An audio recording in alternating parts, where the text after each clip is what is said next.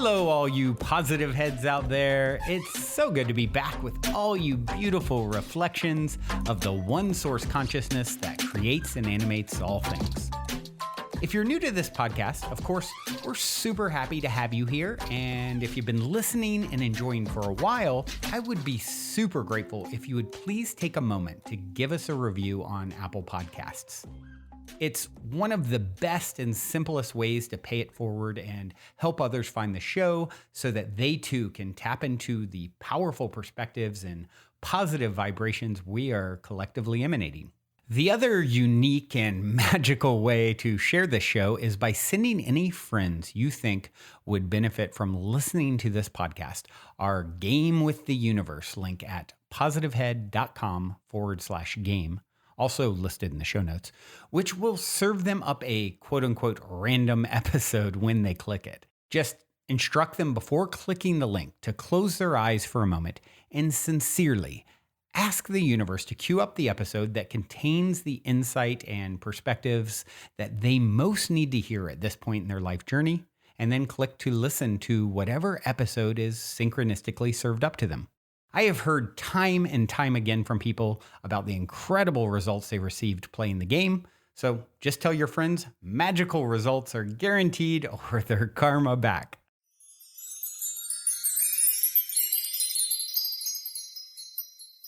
All right, all you positive heads, on this week's Soul Share episode, I'm very excited to have Deborah Rozman back here with me on the show. Deborah is an author, psychologist, and co-CEO of Heartmath, who was originally on episode 166 of this podcast way back in 2016.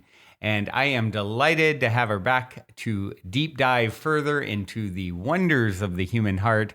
Hello, Deborah. Welcome back to the show, my friend. Hello. Thank you so much. I can't believe it's been that long, but it's wonderful to be back in the heart together.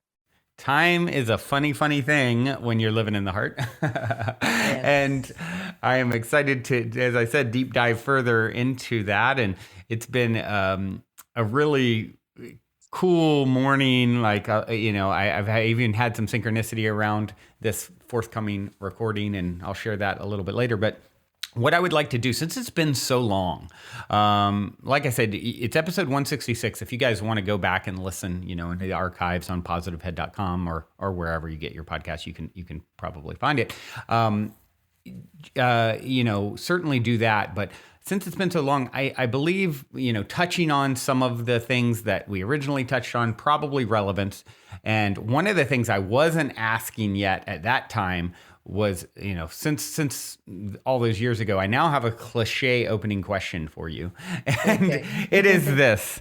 You're in an elevator. The woman next to you looks over, says, "What's your passion?" You have 10 floors to answer. What do you say? It's heart time on the planet and bringing an understanding of the power and intelligence of the heart to millions of people to shift planetary consciousness. That's my passion every day. That answer does not surprise me, and it's a really good answer. And certainly now more than ever, thinking back since, how much the world has even changed since, our last meeting, our last discussion. So if you would, like I said, since it's been so long, maybe you can just share a little bit of whatever feels relevant regarding your backstory. I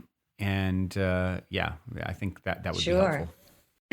Well, I can remember when I was 4 years old, sitting on the steps of my house, looking up at the blue sky and the green leaves of the trees against it and wondering, what am I here for? What's this about?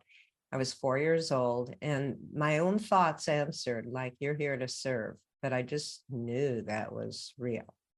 And I always thought I was going to serve like my kindergarten teacher, that when I went to school, okay, I'll be a kindergarten teacher. Then first grade, I'll be a first grade teacher, and all the way up, because those teachers really served me and I saw a way to serve.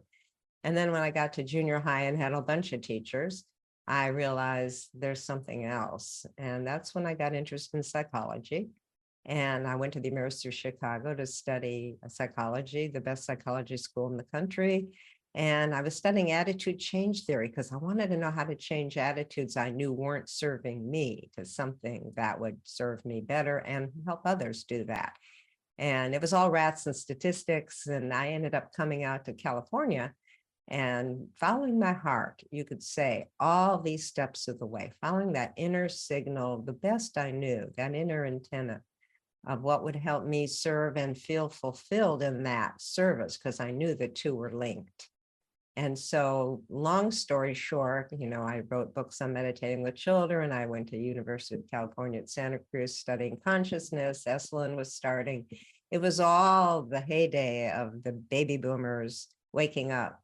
And I never lost that vision. So lots happened in between, but fast forward to the late 1980s when I met Doc Childrey, the founder of Heartmath. And it wasn't Heartmath at that time. It was him talking about his discovery that the heart was the next level of human consciousness evolution, and had been talked about, philosophized, religionized, but people didn't really understand that it's the human operating system that helps us create higher brain. So positive head requires positive heart to even get to positive head. Right, right. And so we started Heartmath and as a research center to research all this. And we developed tools, techniques, training programs, but it's always been from day one, from all of us who helped Doc start Heartmath. We were meditators, was how do we find a way that is user-friendly, create a system that doesn't need a belief system, a dogma, a religious tradition, based on science that can help people quickly access that core heart of who they truly are, synchronize heart brain, and activate the higher potentials of their real self. And that's really what the math of the heart is. So that's a long story short. I love it. I love it. And yeah, it's one of those things that it's become more and more, I think, widely accepted.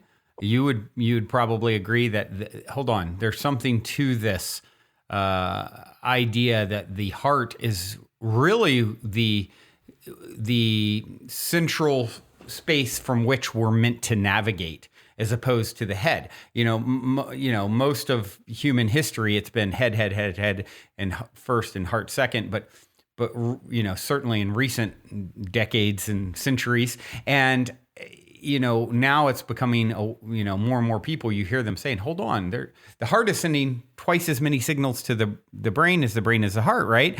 And there's something to be said for moving my center of awareness into the heart space, as opposed to all this mental activity. And so, I'm curious your thoughts on that. Yeah, well, it's obvious. Look where the head's gotten us. Look at the world situation. Right. Without the heart. Results speak loudest. Yeah, the head is wonderful, but it's like a knife. Unless it's utilized with intelligence and care, it can be destructive. The heart is connected to a field of energy that's outside of just space and time. It's the dimensional coupling between other higher dimensions where we are all connected in the heart and one, and the physical body and the terminal of the mind, which we're different because of our way we're brought up and our different talents and skills. So the heart is designed to lead the mind. And like you said, some of our research and others has since the 1990s, and this is very recent, science has proven that the heart is actually sending more information through the vagal nerve and 3 other pathways to the brain upstairs, the head, telling the head brain how the body feels and what to do, than the brain sends to the heart. It is a two-way dialogue.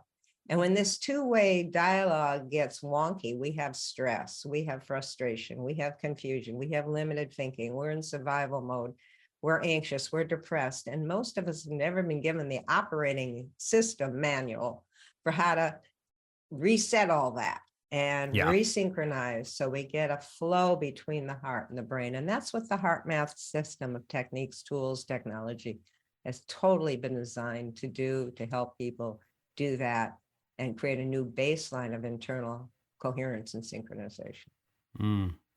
Yeah, it's such a powerful reality or truth. And I think back to one of the times it really sunk in for me. I actually, this is many years ago, I did a plant medicine journey. And I was, deep in it and having a sort of stressful, caught in my head in a sort of a fear-based, panicky sort of moment. And my dear friend who was sort of facilitating the journey, has been doing, it's been his life work for 25 years or so. And so he's very aware of what was happening. Oh, this person's really caught in their head. And I remember him having a moment doing something similar to what you and I did before we actually started recording, which was dropping into your heart. He's like, imagine your center of awareness moving from your head down into your heart and realizing how the heart is so much better equipped to deal with these stresses of life. And, and I remember, especially in that moment, probably with the plant medicine making it even more intense of an experience, like how profound my energy shifted when I took and consciously moved my center of awareness from my head to my heart. And it's something that has stuck with me. I mean, ever since, like when I find myself, in that sort of shallow breathing, frantic-y state, it's like, oh, breathe deeply into my heart. And Right. I even have a friend that sets a reminder on his phone every hour to take 3 deep breaths into his heart. And it's just, really smart, right? Yeah, it's thank goodness it's not, it needs to be practiced and done, but it's simple. If it wasn't user-friendly and simple, there would be no hope for humanity. Yeah. But it is a matter, and we teach children, we're in thousands of schools, Heartmath programs for kids Wow. and parents. Wow. Is Wow. just a matter, because we're so entrained as a society to be up here and in school, is to drop here, reboot, recenter, be present, breathe, and then activate a feeling, a positive quality, a heart-based quality, whether it's kindness, care, compassion, appreciation, love. These are all aspects of love, to open the heart. And as you do that, it just sends a whole different signal to the higher centers of the brain, activating the executive centers, the frontal lobes for creative thinking and bigger picture thinking. And it's not hard to do, but it does take practice. And like your friend does every hour, just recenter in order to create a new neural pathway, because we've been so entrained the other way. Right. And it's not, and that's why my passion is, let's get this to 1 billion people, 100 million people, because that will lift the vibrational energy of families, workplaces, and the planet, so we can make some more intelligent, cooperative decisions. Absolutely. Absolutely. And, I'd love to hear you speak a little bit more. Obviously, I shared what my friend kind of, his very simple technique, but also consistent. What are some of the things and tools that you've, found to be the most effective on your journey? Well, what we did earlier, I like to start these programs when I do like dialogues with a podcast or a radio host or whatever, is where we get in heart sync with each other. Because again, if we were hooked up to our inner balance, HRV, heart rate variability, heart rhythm monitor, we would have seen it go from the standard mental state of sort of a jagged heart rhythm to this coherent, like hills. Flowing. Isn't that fascinating? From jagged to wavy and smooth. Right. And that wavy and smooth is in physics called a coherent waveform, a coherent rhythm. What happens is the heart then sends that coherent waveform to the brain, and alpha rhythms and other brain rhythms synchronize to it. And it goes all the way to the frontal lobes. I don't have time to explain all the wonderful things it does hormonally and for the nervous system, but just that 1-minute exercise of coherence. So we studied in our research labs, how do we get more coherent rhythm going, and how do we do it right in the middle of a stress situation? How do we do it while we're on the move, not just when we're going in our corner and meditating, which is a wonderful thing to do too, because you're resetting your system. But given all the stress these days, we need to get coherent when we feel incoherent quickly. We need to, a lot is going on. Our old patterns are being brought up to release and move on. And we need to move on to higher intelligence, and we need to have that compassion and care and coherence to do that. So we've developed a set of tools and techniques to help people do that on the go, as well as in meditations, to just get more what we call heart rhythm coherence flowing through their system. Because what that does too, it opens up what's called the heart's intuitive guidance. You know, those little promptings, the downloads, the directions, the signals of choices and solutions for your life. And we all want that. That's really rewarding when you get those solutions, those downloads, and you step into it and you go, this is right, this works. And that's the key to synchronicities and creating more of them, is following those heart flows. So the technique we did was just called quick coherence, and it's so simple. It's what your friend does, basically. It's the basis of a lot of techniques that yoga does, but now the science is or prayer, you shift to the heart, pretend like your breath is flowing through the heart or chest area. You find an even, smooth rhythm. And then as you breathe, you're breathing a replacement attitude. If you felt funky, you're breathing the quality that you want to feel, like love or care or compassion or forgiveness or appreciation. All of these are qualities of spirit or qualities of the heart that bring in more of your spirit, that open the heart and activate the higher brain. And so that's called quick coherence, because you can do that every hour. You can do that whenever you start to feel awkward. And then we have deeper techniques for the more encrusted patterns, which we all have. Would it make sense to maybe do a quick coherence with the listener? I mean, you and I did one before we began, but it really, it feels so nice too. Yeah. That's the thing. You really feel the difference in your being. You do. And that's why we've created apps so people can have that. Oh, you mean I can see my heart rhythm? Wow, I feel that shift. That's what the Inner Balance app, and the sensor shows you on your iPhone or tab or your smartphone or tablet or your computer, whichever one you're getting, what's happening. And you learn to repeat it and get a new baseline, so you're naturally more coherent throughout your day and life. Wow. So let's do it together. Let's do it. All right. So step is to just focus your attention in the area of the heart. Just shift your mind, your thoughts, your energies down to the center of your chest, the area of the heart. Just relax there. Just pretend your breath is flowing in and out of the heart or chest area. That's step one, called heart focused breathing. And just breathe in and out to a slower, deeper rhythm than normal, an easy rhythm that's comfortable.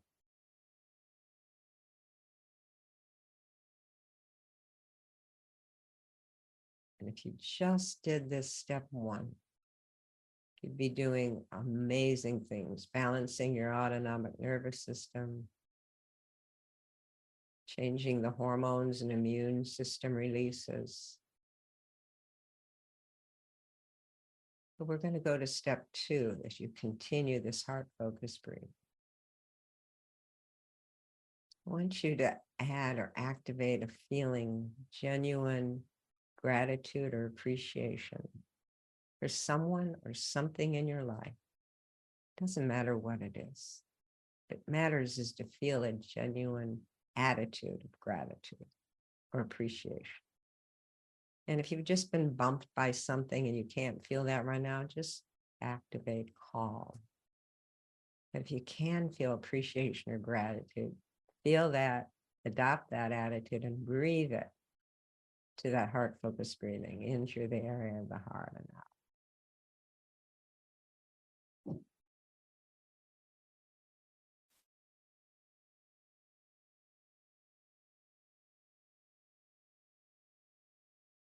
And again, if we had you hooked up to our heart rhythm sensor, the Inner Balance app and sensor, you would see your heart rhythm pattern change in real time to a coherent sine wave-like waveform. And we know this is now signaling your brain for more ease and calm and opening up your higher intuitive potentials.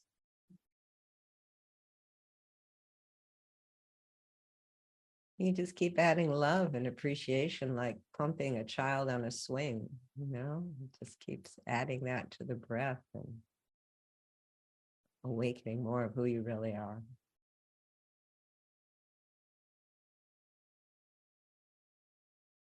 And there we have it. So simple and powerful. Power of the heart and the intelligence of the heart. It's interesting. Most people want the heart has intelligence. It's a blood pump. That's way more than that. It actually has neurons, like a little brain in the heart, they call it. That was only discovered in the 1990s, that these are sensory neurons that sense, feel, learn, and remember. So this little brain in the heart is actually modulating information from the energetic field around, intuitive. And that's how we pick up on each other's vibes, for goodness sakes. Right. And that's how we can sense what other people are feeling, for empathy and compassion. And that's intelligent information we need to feel connected and to be better people. Yeah, absolutely. It's really interesting when you talk about the heart's intuitive guidance. And, I heard it said not so long ago, and it really kind of resonated with me. There's so much information that we use to make decisions, past experience. What does Google say? What does my parents say? What does my partner say?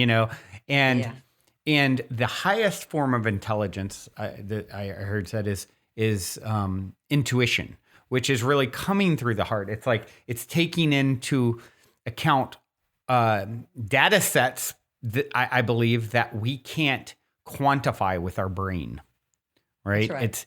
And so when you start thinking, hold on, there's like you said, it's not just a pump. This is a portal to spirit.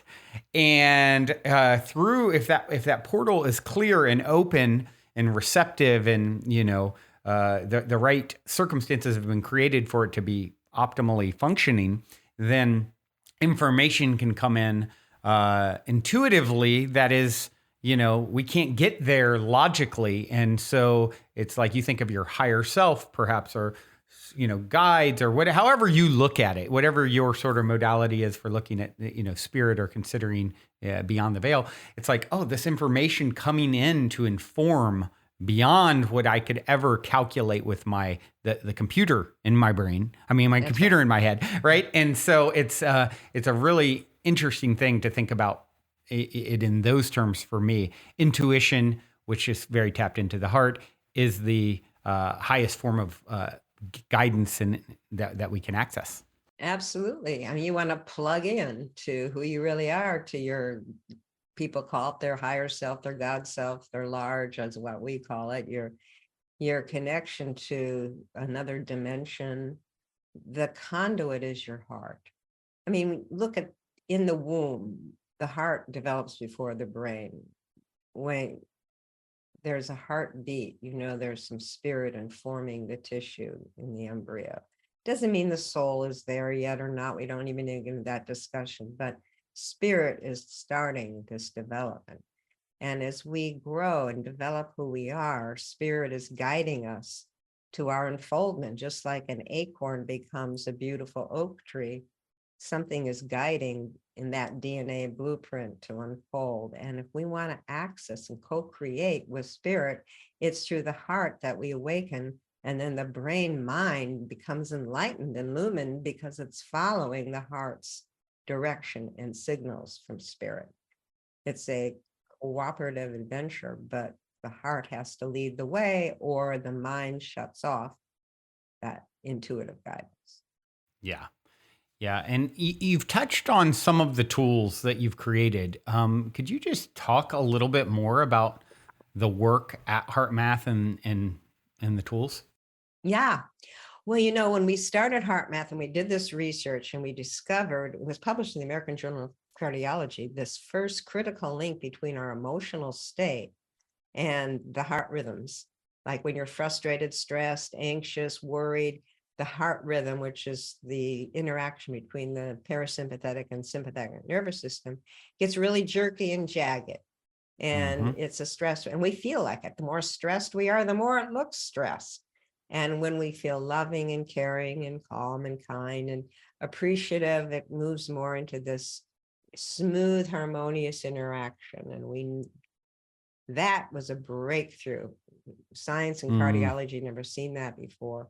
So we developed technology so you could see it yourself, not just have to wait to go to our research lab or a doctor's office to see what's happening in your heart rate variability pattern. Heart rate variability got very popular after that. We initiated that, but it was mostly because it's predictive of all-cause mortality. And people were looking at the amount of HRV because it indicates emotional flexibility and recovery and physical flexibility. But we stayed focused on, wait a minute, the real benefit isn't for high performers, athletes. It's for us, ordinary people who want to know how to manage our emotional reactions and how to deal with depression and anxiety and frustration and stress overload and make better decisions. So we developed M-Wave app technology, the Emotion Wave it was called. It won the Consumer Electronics Show Last Gadget Standing Award in 2009. And now we have the Inner Balance app and sensor that you can use on your smart devices, where you can download the Inner Balance app for free, and you get a sensor, you plug it in, put it on your earlobe, which is the most sensitive place for accurate reading, and it trains you. It's called the Inner Balance Trainer, to train you of how to shift quickly from incoherence to coherence. And as you do that, you're powering up your emotions, your immune system, your hormonal system, shift emotional states. So you can be in charge of how you feel. Emotions don't just happen to us. We can take charge. And when we have this heart biofeedback, it happens really quickly. So our whole dedication from day one has been, how do we make user-friendly tools? What works for us? We're the only guinea pigs. And then we taught it in schools and taught it to teachers in the military. The VA has adopted Heartmath as its biofeedback device for PTSD and for pain management. And we did what no intelligent business person in my past ever does. We wanted to bring heart intelligence to every market, not just one, like healthcare or education. So how do you speak the language of all these different markets, corporate speak, who think the heart is something soft and squishy and emotion should be left at the door? Well, that doesn't work. So how do you bring emotional alignment so that your heart, your brain, your emotions, your mind are all aligned, and now you're operating in an optimal flow state of high performance? So we've been in sports, we've been in all these markets, and proof of concept is there. Now it's time to say, look what's happening at the planet. We need to develop new apps for personal coherence, for social coherence with families, for global coherence. We're doing research through Heartmath Institute now on how the heart synchronizes, the heart rhythm is actually synchronizing with rhythms in the Earth's field, proving our interconnectivity with nature and the planet. Really exciting stuff to me. Yeah. And, now it's like, what's the next step? How do we work with people like yourself and others who sense the meaning and purpose of this? It's not about Heartmath, it's about the heart, to establish heart consciousness on the planet and get these tools and any other tools and technology to billions, because that's what we need to come together to do. That's the mission. I mean, if there's anything that can heal the planet, it is, I would agree, it's, more people moving and operating from their heart, right? And I'm curious, in your research, have you been able to measure the field that is emitted, the electric field? I'm assuming you have to some degree. How far out it sort of expands beyond our physical vessel, and does that change based off of what state you're in? I'm assuming, and I'm curious if you've had any insight into that. Well, magnetometers, which are the most sensitive piece of equipment, and they're not very sensitive, can measure the heart's electromagnetic field 3 to 5 feet of the body, whereas the brain's electromagnetic field is like 1 inch from the skull. And this is truly how we pick up electromagnetically each other's vibes. It's not an aura. And with every heartbeat, 2.5 watts of power is every heartbeat. And that creates an electromagnetic field. Right. And that's electricity. And just like radio waves go out with a program, how we're feeling, stressed, frustrated, or loving, goes out and is broadcast through that electromagnetic field. So if you're standing in an elevator, squished with people, we're all picking up each other's vibes. And most of us shut it down because we don't want to feel all that sensitivity. And so as we are going to a cathedral where there's been a lot of love and prayer, you immediately feel uplifted because it's in the field. You can go into a dark place where there's been a lot of chaos and disorder, and you immediately feel constricted. So we know because of that, that the field is much wider than what we can measure. Just like cell phones can go through, the signal goes through walls. Here we are talking and people listening, and we know the sound waves are going throughout the planet. You and I are looking at each other miles away from each other, but we can feel each other's hearts through visual looking and sound. And it's amazing how the earth, as we feel nature, is resonant to the same frequency, which is 0.1 hertz, as that coherent heart rhythm. So we're all dancing when we're in love in the heart qualities at 0.1 hertz. And we're in harmony with earth and nature. That is nature's design. That's not something we're making up.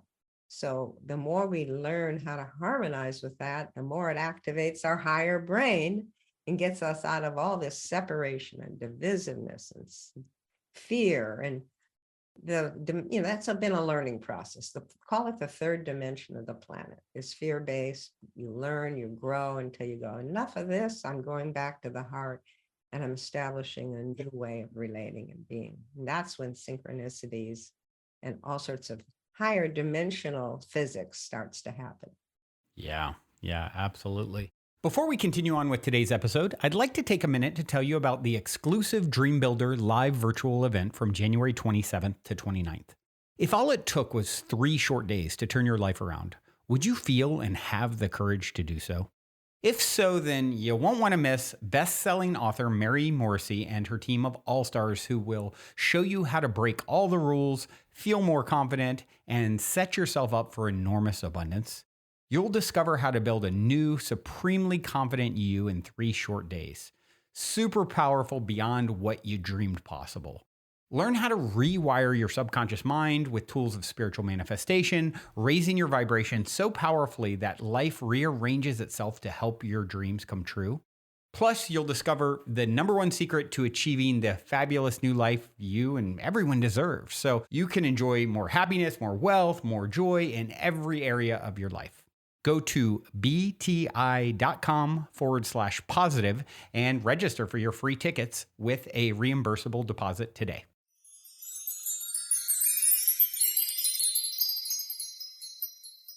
Would you say do you think it's fair to say that really learning how to work with our heart in a very conscious way, like we're talking about here, is the straightest line to becoming our greatest and greatest self?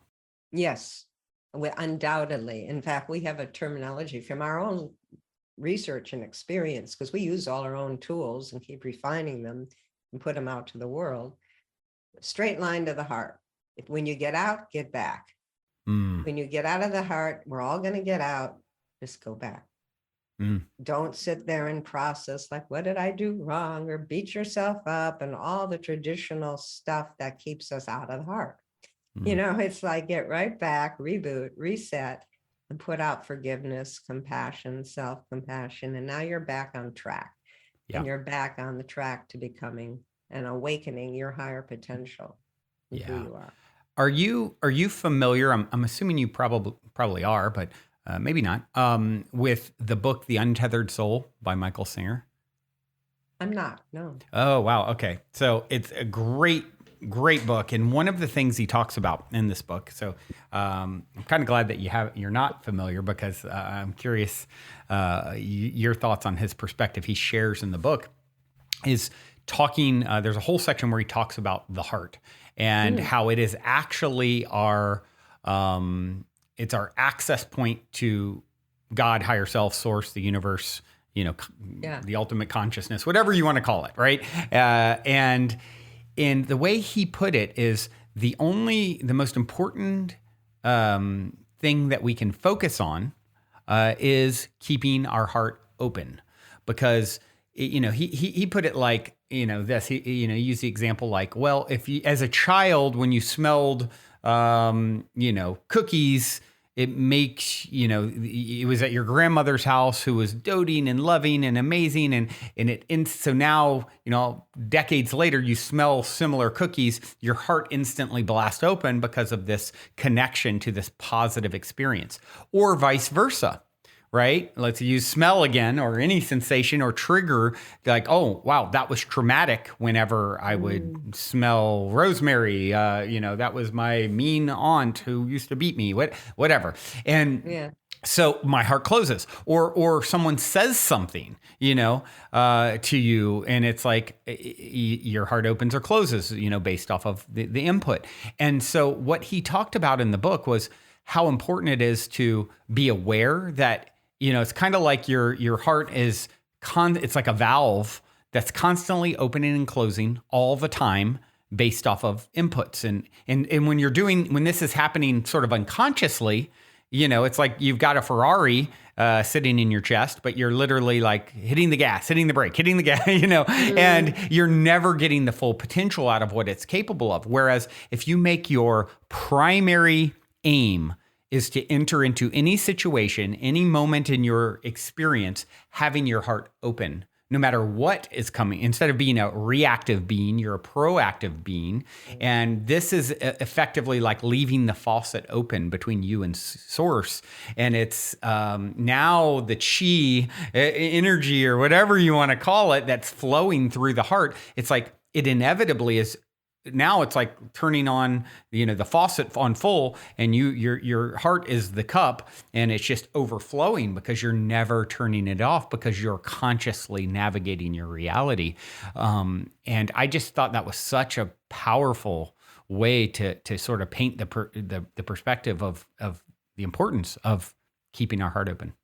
No, it's beautifully said. And I would just say it takes practice, but it's way worth it. It's, because if we didn't, it's not this magically, our heart's open and we're enlightened and we're there.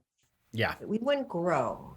Yeah. Part of the idea of life on earth, I've come to realize, is the challenges that challenge us to go deeper in the heart, to dig deeper, to really ask our larger self, what's going on? How do I understand? What's my gap here? And then we open to new. So we're transforming density. This is a dense planet, and the heart is like a transformational system. As we connect with it, it transforms the cellular density. And like you described, it's like 1 foot on the brake, 1 foot on the gas pedal, in and out. Well, that is how the parasympathetic and sympathetic nervous system work. And when we're stressed, that jerky heart rhythm pattern of the sympathetic and parasympathetic fighting each other, like driving your car with 1 foot on the brake and 1 foot on the accelerator. You burn a lot of gas and you wear out this body, the car. Yep. Whereas when you get in that heart rhythm coherence, and that's the open-hearted state, and when you get out, you do your best to get back in. That's where you're building your heart power. You're building your heart muscle. You're transforming the density. And we all have challenges. There's nobody on this planet. It's idealistic to think that we're always going to be walking around and, completely in bliss or open-heartedness, because we wouldn't grow. Right. It's not bad. It's like, how do you, like billows, how do you embrace the challenges with an open heart, like he's saying? And how do you get back to a deeper heart? And how long does it take you? In the game of life, game on is to do it as quick as you can, be vulnerable, get help, but get back. Yeah, yeah. And I think this is a really important piece to this conversation is like, do you want your heart to grow and expand? Well, okay, if I want my muscles to grow and expand, and the heart is a muscle, right? It's pumping all the time. Yes. It's like, okay, well, what do I do when I go to the gym to get bigger biceps? I actually traumatize my muscles. I break them down, and none of us are seeking. I think consciously, maybe there's some person out there who is, but most of us are not. How do I go and have my heart broken? How do I find a way to traumatize my heart? But we all know that life at some point is going to hurt our hearts. And if you can reframe that as, oh, well, that's actually the tool to allow it to grow and expand and hold more, have Right. more capacity. Now you've put the right framework and lens on the process. So it's sort of like, okay, I'm bearing my heart and knowing how vulnerable this part of myself is. It is the core of my being. I think of a guest who was on a few months back, who had a near-death experience, and he shared this powerful near-death experience he had. And before he came back into his body, he was shown, all the humans on planet Earth, and this little light in the center of their heart that was there. It was still there with. He saw all however many billions people, 7 billion, 8 billion people. He saw every one of them had this little flicker that deep in the heart that was their connection to source. And it's like, that's our most vulnerable part of ourselves, right? And so, we've got to be here for it and willing to allow our hearts to be broken so that they can be put back together like the the Japanese culture does with broken pottery, and then they make it more beautiful by, using gold to make it more beautiful than it was when it was quote unquote whole. And I think some people go through their lives, a lot of us, because we're so sensitive, where we close down our heart because, like you said, in the elevator, to protect it. And actually, that is now you're sort of atrophying this part of yourself, as opposed to opening it for all the things that it's meant to experience. That's right. But you can conceptually know I should keep my heart open. But when it hurts, and the mind is going to try to figure out what to do and close off. That's why people need to understand the operating system. They need to understand tools. That's conceptual. And then as you use techniques like we have the cut through technique and the heart lock-in technique, our self-compassion techniques and other people's techniques that can self-soothe, that can help you build the trust in your heart. It's intuitive guidance, because your heart will hold your hand like your best friend or your buddy to help you reopen, to help you get the synchronicities, attract the people who can help you, to help you step into what is going to heal. And that's healing agent is what helps us nurture ourselves and grow and then develop the compassion. We're here to develop that compassion and understanding for each other, going through that same process. And as we help each other, our heart grows that way too. But, no one's ever taught us, and we don't understand how it works. That's why my passion is, let's help people understand how it works. Just the book you mentioned, that's one way. It's not, there's many people here on the planet right now waking up in their own unique way to serve the power and intelligence of the heart, because that is what love is. That is what God is. That is what the next level of human awakening is. And we have to hold hands and care for each other. Yeah, absolutely. Absolutely. It's, something that comes to mind that's a little slightly off topic, but there's some relevance. I'm thinking of, it just occurred to me, Sharon Jeffers, who is a guest on the show a few months back as well.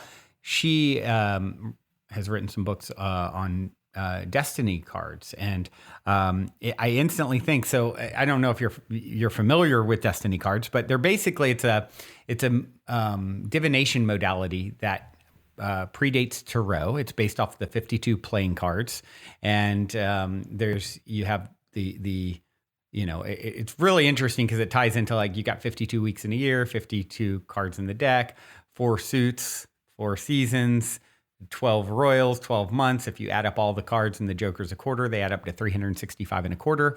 So it's like an astrology thing, but you're 1 in 52 of the playing cards. I'm a King of Hearts. So it's it's the one that sort of rules with love and, is super heart-centered. And I instantly think of you, and I'm like, I wonder what your destiny. You must be a heart. I don't know if you've ever looked it up, but it's pretty easy to look up, and it's just like a fun thing to check out if you haven't done it. Probably you and Doc, and like it'd be funny if you were all hearts. So if you think about that, even if we're not according to that card, we are in what we're creating. We're creating. Yeah, it's exactly right. Yeah, it's like those little threads of synchronicity that pop up so often, and and if not, if you're a club or whatever, it's like, oh, well, they're very intelligent and cerebral, and like, okay, well, it takes that energy to create Heartmath, right? So it's just a fun thing I thought I would throw out that you may want to check out, and which leads me into something you've referenced a few times, which is of course the synchronicity and serendipity, and I call spiritual breadcrumbs. A lot of times that will appear as you get more in heart coherence. And even this morning for me, of course, I'd love to ask a story of synchronicity or serendipity from you as well here in a moment. I'll share real quick one that appeared for me just before we turned on this broadcast. So or started recording. The person that is probably taught me the most about the heart in my life was my grandmother growing up, and I spent every weekend at her house as a kid, and she just like the most loving, heart-centered person I've known still, and she's been gone for a long time. Well, as I wrote out, the only thing I ever write out or plan for these podcasts, is the little intro at the beginning, and I'd written out, I'm delighted to have you back to dive further into the wonders of the human heart. And as soon as I wrote that out, I picked up my phone and noticed my mom posted something. I was kind of waiting before we began, and I was like, noticed my mom posted something on Facebook, and I pulled it up, and it was a picture of my grandmother Moo, and she wrote, "Lost my wonderful mom 29 years ago today. Sometimes hearts don't really heal, but I choose to remember her with all memories she left behind." And then like a bunch of hearts, and it's just like, wow, like the most heart-centered person I've known. My mom referenced the heart not healing in this case. It's an example of that, who's worth breaking your heart over? Well, like in a sense, that's what a part of that beautiful experience that gives life its meaning. And so that was a really powerful, beautiful, because she was so meaningful to me, and I didn't recall that today was the anniversary of her death. So it's such a divine little wink, I feel. Yeah, I love those divine winks. You have to open your eyes for them and open your hearts to them, but you can create them in the sense of, as you get more heart coherent, that you magnetize that more and more. And people call it magic, but it's really a higher dimensional physics. Where you're magnetizing those frequencies, and life becomes more and more magical. And like you asked me to think of something synchronistic. Well, it happens so much in my life that I'm almost adapted to it, because it's called a flow state. Yeah. And in the flow state, you run into the right person at the right time and the right call, and you become used to that. But I have to remind myself not to take that for granted. And certainly if I go through a stressful period, something challenging that I have to go deeper to understand, then life is more herky-jerky and nothing seems to flow. There's lots of inconveniences, and that's not bad. It's all about, okay, time to just handle it with the flow and reboot.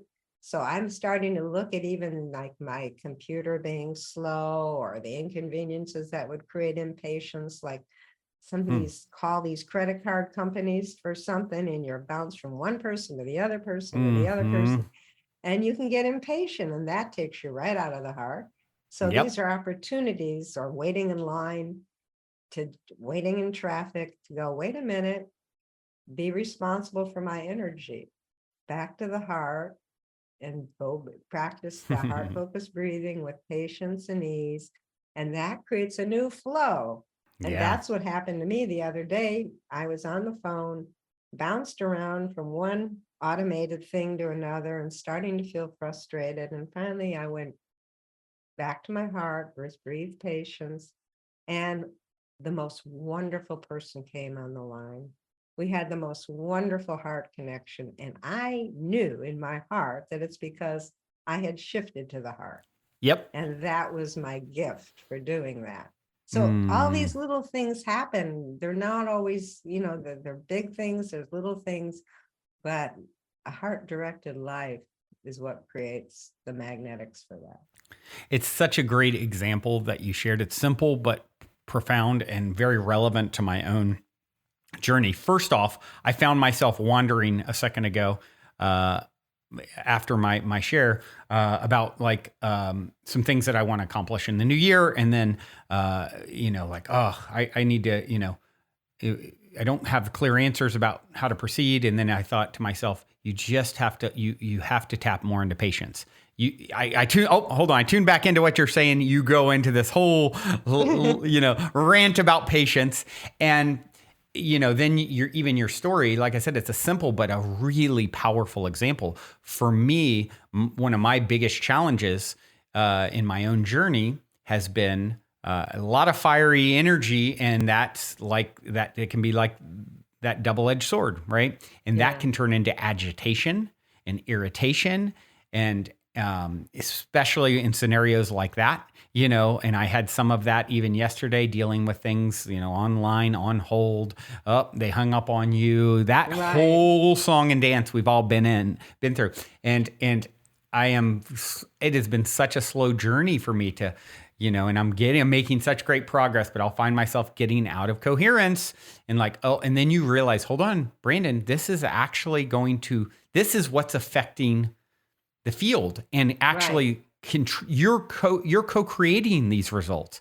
Right. Bring it back down, calm yourself, get back in your heart. And then all of a sudden, what do you know? The internet starts working again, and it's like clockwork. When you're paying attention to these things, you realize like, oh my gosh, it's all a reflection of my internal state.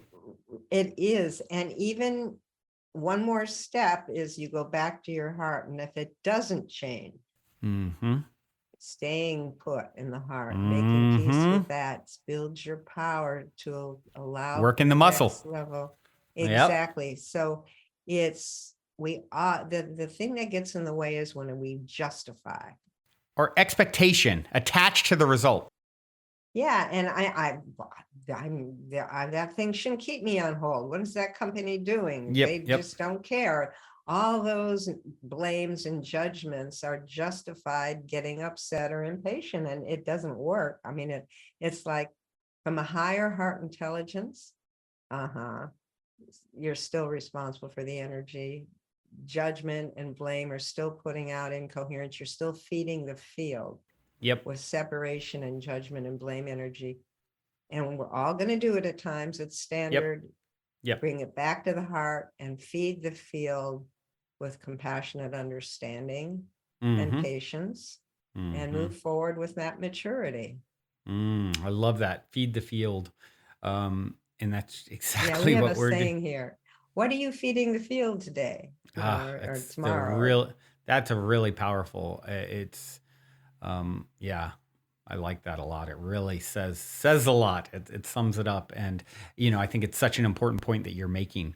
that expectation. Okay, now I'm getting back into coherence. So magically, abracadabra, fix it instantly. Right. And it's like, hold on, maybe the best thing possible to service the expansion of your heart is for it to not fix itself. Right. And to keep you in that state, despite the fact that you're not actually getting what you want. Right. And that's how we have to approach a lot of the challenges of life. Illness, things that look like disasters.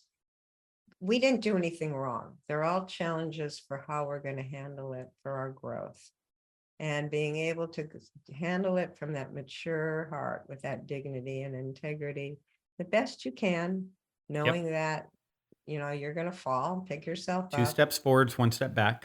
And that's part of the journey for all of us. Yep. So we're not just idealistic, because if you're idealistic thinking, if I just get in my heart, everything's going to magically work out all the time, then you're going to get disappointed and you're going to end up thinking, pooey, the heart just got me into trouble, cut it off and go back to the head. And that doesn't work. Yeah. So it's keeping the heart open, understanding it's all about our growth. And there's so much fulfillment and inner guidance that says, yes, just move through this.